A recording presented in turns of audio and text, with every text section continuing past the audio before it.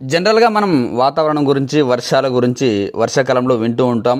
ఈరోజు వర్షాలు, భారీ వర్షాలు, అతి భారీ వర్షాలు అని ఇప్పుడు క్రికెట్లో కూడా అలాంటి పదాలను వినాల్సి వస్తుంది.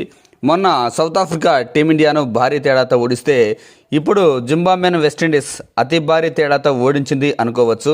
ఏకంగా 107 పరుగుల భారీ తేడాతో వెస్టిండీస్ జింబాబ్వేను మట్టి కరిపించింది. వెస్టిండీస్ 254 పరుగులు చేస్తే జింబాబ్వే 154 పరుగులు కూడా చేయలేకపోయింది. 20 ఓవర్లు కూడా ఆడలేకపోయింది. ఇంకా ఈ మ్యాచ్లో వెస్టిండీస్ బ్యాట్స్మెన్లు ఒకరికి మించి ఒకరు సిక్సర్లు కొట్టడంలో పోటీ పడ్డారు. ఏ ఒక్క బ్యాట్స్మెన్ కూడా జింబాబ్వే బౌలర్లను వదలలేదు.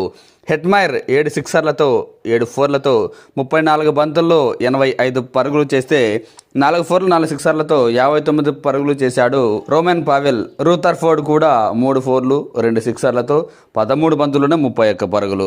రొమేరే షెఫర్డ్ కూడా ఆడింది 10 బంతులే కానీ 3 సిక్సర్లతో 21 పరుగులు. జాక్సన్ హోల్డర్ కూడా ఆడింది 4 బంతులే కానీ 2 సిక్సర్లు.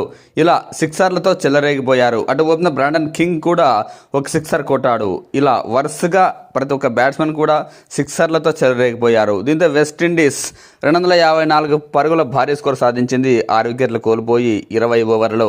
ఆ తర్వాత జింబాబ్వే 147 పరుగులకే ఆల్అవుట్ అయింది 17.4 ఓవర్లలో. జింబాబ్వే ఇన్నింగ్స్ను ఫస్ట్ 6-4తో ప్రారంభించినప్పటికీ ఆ తర్వాత వరుసగా వికెట్లు కోల్పోయి ఏ దశలో కూడా చేజింగ్ చేసేలా కనిపించలేదు. ఇంకా చెప్పాలంటే జింబాబ్వే అప్రోచ్ అయితే బాగుంది, పాజిటివ్ బ్యాటింగ్ మొదలెట్టారు కానీ టార్గెట్ మరీ టూ మచ్ కావడంతో జింబాబ్వే బ్యాట్స్మెన్లు ఏమీ చేయలేకపోయారు. వెస్టిండీస్ బ్యాట్స్మెన్తో పాటు బౌలర్లు కూడా వికెట్లు తీయడంలో పోటీ పడ్డారు అని చెప్పొచ్చు.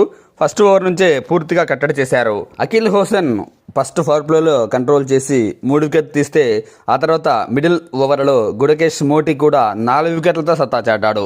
మాథ్యూ ఫోర్డ్ 2 వికెట్లు తీస్తే జాక్సన్ హోల్డర్ బౌలింగ్లో కూడా రాణించి 1 వికెట్ తీశాడు.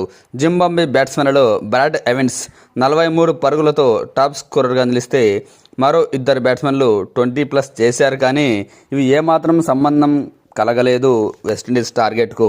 వెస్టిండీస్ 107 పరుగుల తేడాతో గెలిచింది. నిజంగా ఈ ఒక్క గెలుపుతోనే వెస్టిండీస్ ఆల్మోస్ట్ సెమీస్కు చేరింది అనుకోవచ్చు.